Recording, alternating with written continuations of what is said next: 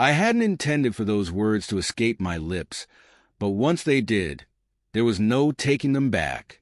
What started as another trivial argument quickly spiraled out of control. I stood in the kitchen, arms crossed, watching James as he silently unloaded the dishwasher. His quiet annoyance was unmistakable, the same way he always reacted when upset. He wasn't one to yell or throw things. He simply grew cold and distant, which drove me mad. "You don't even try anymore," I blurted, breaking the silence. "Do you have any idea how exhausting it is, carrying this whole marriage on my own?" James didn't look up at me. "I work 10-hour shifts, Lauren. What more do you want from me?" I should have stopped there, but I couldn't. You know who never made me feel this way? Aaron. He always put in the effort. He made me feel special. Maybe you should take a page from his book. The moment those words left my mouth, I regretted them. Or at least part of me did. James froze, the plate he was holding hovering over the cabinet. Slowly, he turned to face me. His expression wasn't angry. It was worse. It was hurt. "Aaron," he whispered, "you're bringing him into this now?" "I didn't mean it like that," I stammered, but my tone gave me away. On some level, I did mean it. I wanted James to understand how far he was falling short, but seeing the hurt flash across his face made my stomach churn. "You always do this," James said, his voice low but steady. "You throw things in my face, compare me to someone else, and then expect me to just brush it off like it doesn't matter." "Oh, don't be so dramatic," I shot back, rolling my eyes. "It's just an example. I chose you for a reason." "Did you?" James's voice turned sharper. "Because sometimes it feels like you just settled. Like you're still holding on to some fantasy of what your life was supposed to be, instead of appreciating what you actually have." "That's not fair," I snapped, my voice rising. "I've done everything for this marriage. Everything. You're the one coasting through it." James scoffed, shaking his head. "Lauren, you don't even see it, do you? How you belittle me at every opportunity. How you expect me to jump through hoops to prove I'm good enough for you. And now, you're bringing up your ex, like he's the gold standard." I opened my mouth to argue, but James didn't give me the chance. He carefully placed a plate on the counter and turned toward the door. "Where are you going?" I demanded, my chest tightening with panic. "I need space," he replied simply, grabbing his coat. "Because if I stay here right now, I'll say something I can't take back. And unlike you, Lauren, I don't say things just to hurt people." The door clicked shut behind him, and I was left standing in the silence, my heart pounding in my chest. For a brief moment, I thought he'd come back. He always did. But this time felt different. Days turned into weeks, and James didn't return. At first, I told myself he was just trying to make a point. I even called his bluff, stubbornly refusing to reach out. But when I finally swallowed my pride and tried to call him, it went straight to voicemail. Then I noticed the updates on social media. James was staying with a colleague, a woman named Elise. I'd met her once. She had a polite smile, a soft voice, the kind of person who seemed harmless.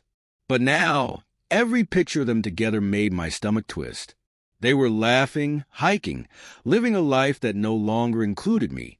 When I finally managed to get James on the phone, I was prepared to unload, ready to demand answers, to make him explain himself.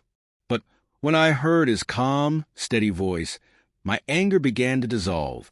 "What do you want, Lauren?" he asked, his tone distant, lacking the warmth it once had. "I want to fix this," I said, my voice trembling more than I wanted. "I want you to come home." There was a long silence before he spoke again. "You don't want to fix us. You want me to come back and act like nothing's wrong. But everything is wrong, Lauren. And I'm exhausted from being the only one trying to make it work." "That's not true," I said quickly. "I'm trying." "You compared me to Aaron," he responded bluntly. "You made me feel like I'll never measure up, like I'll never be enough for you. And honestly, I don't think you even want me to be." Tears stung my eyes as I struggled to find the right words. I made a mistake, James. I was angry. People say things they don't mean when they're upset. But you did mean it, he said softly.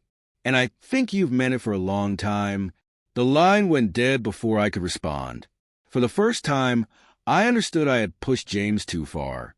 I had always believed he'd come back, that he'd forgive me, but I had misjudged just how much damage I'd caused. Weeks passed without hearing from James.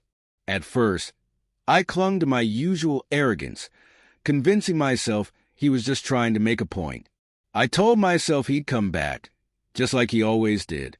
But as the silence dragged on, a sinking feeling began to settle in.